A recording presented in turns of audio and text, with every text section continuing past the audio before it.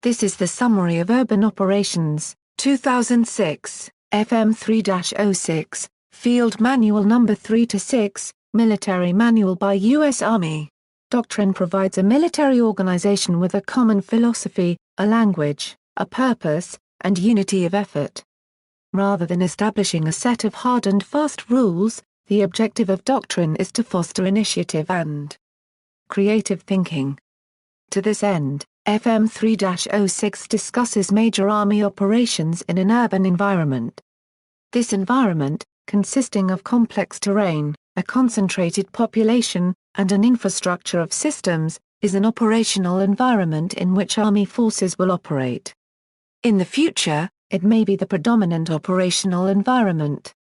Each urban operation is unique and will differ because of the multitude of combinations presented by the threat, the urban area itself, the major operation of which it may be part, or the focus, and the fluidity of societal and geopolitical considerations. Therefore, there will always exist an innate tension between Army doctrine, the actual context of the urban operation, and future realities.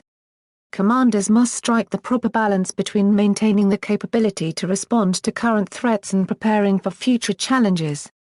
This manual provides the analytical tools for evaluating an urban operation to determine if the operation is necessary for overall mission success.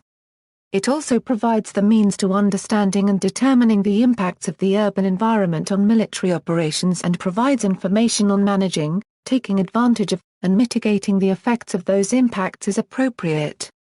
As such, this manual demonstrates how to apply the doctrinal principles in FM 3-0 to this unique environment. Chapter 1 introduces theoretical and historical perspectives of urban operations that serve as the underlying basis for the rest of the manual.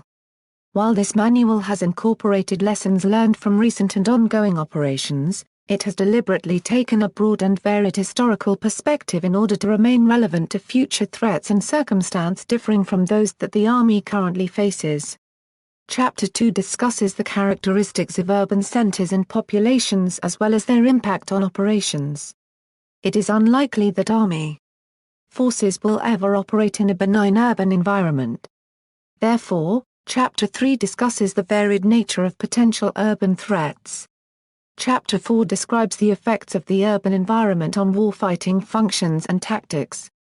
An understanding of the complexities of the urban environment, the nature of the enemy as an adaptive, learning opponent, and the effects of the environment on warfighting capabilities and skills is essential to sound decision-making.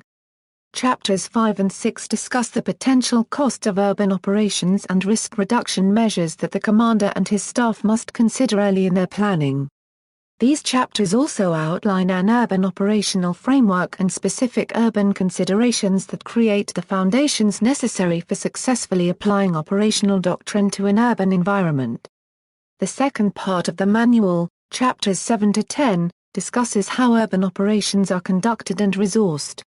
Urban operations include major offensive and defensive operations in urban environments as well as stability or civil support operations ranging from peace operations and counter-terrorism to disaster relief and humanitarian assistance. For the different types of operations offense, defense, and stability or civil support the purpose, characteristics, organization, and considerations are discussed. However, commanders consider that most urban operations will normally involve the simultaneous execution of offense and defense with stability or civil support, although proportional emphasis will shift over time, and plan accordingly. For more hobbies and homebook reviews visit www.homebookmix.com.